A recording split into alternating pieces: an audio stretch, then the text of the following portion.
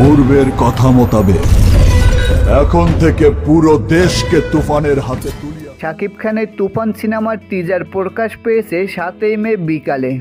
তারপর থেকেই যেন তুফান ছুটে বেড়াচ্ছে অন্তর্জালে।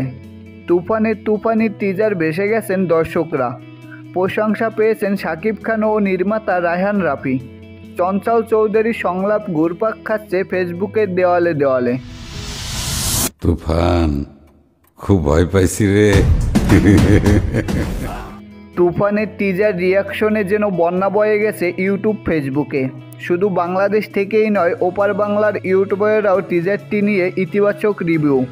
কেউ কেউ মনে করছেন তুফানের ফ্যান ইন্ডিয়া সিনেমা হওয়া উচিত। হিন্দি ভাষায়ও রিভিউ হয়েছে তুফান সিনেমার টিজার নিয়ে। অন্যদিকে দেশের ইউটিউবাররা তুফানের টিজার দেখে উচ্ছ্বাসিত প্রকাশ করছে। অনেকে মনে করছেন ঈদে শাকিব খানের তুফান সিনেমায় উড়ে যেতে পারে অন্য সিনেমাগুলো। অনেকের আবার শাকিব খানের টিজারের লুক দেখে মনে পড়ে গেছে ভারতের কেজিএফ আনলিমিটেড সিনেমার নায়কের লুকের কথা। তবে মিল অমিলের ভালাই না টেনে অধিকাংশ দর্শকরাই টিজারটি দেখে মজা পেয়েছেন।